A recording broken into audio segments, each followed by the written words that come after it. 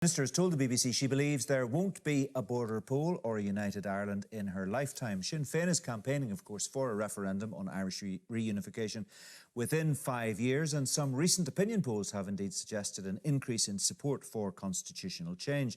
But Arlene Foster has told this programme there are more important things to be thinking about. Here's our political correspondent, Gareth Gordon. People say when we raise the issue of the border poll, would that create instability? Why would it? I'm not going to be diverted into talking about a border poll when it's not going to become a reality. In this Cookstown hotel, people have gathered to discuss the future. A united Ireland or the Union? What's it to be, and what are the opinion polls telling us? Depends which one you believe. One is coming from the surveys that are done face-to-face, which say there's not really been much of a growth in demand for a united Ireland or for a border poll. It's gone up incrementally, not a lot. The ones that are done on computers in people's own houses tend to show, yes, quite a strong increase, pushing up to, about 45%. The majority of people here belong in that group.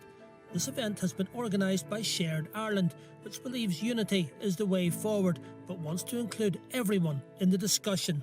Nationalists have to be, show a bit of outreach here, show that we are prepared to listen, and show that we want our unionist friends, neighbours and relatives in many cases to come with us here and have a conversation. And I guess, this is the buzzword that I'm using here, conversation. Nothing or nobody has anything to be afraid of.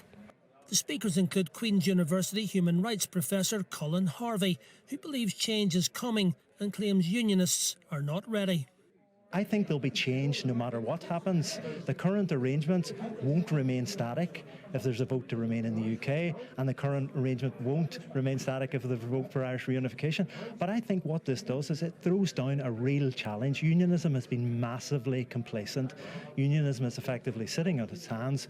We need to know if there's a referendum here on the constitutional future of this island, what is the unionist proposition?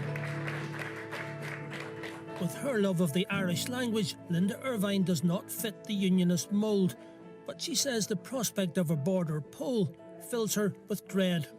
But if we do come to that situation where there is a majority in favour of United Ireland, then I will go into that because that's what I've said I would do. But I recognise that not everyone will, and I do fear that there will be a return to violence. And yet you heard Colin Harvey say tonight he believes the end of the Union is coming within 10 years. I think that's not realistic. And, and I understand that people want to sit around and talk about the idea of this new Ireland, this shared Ireland.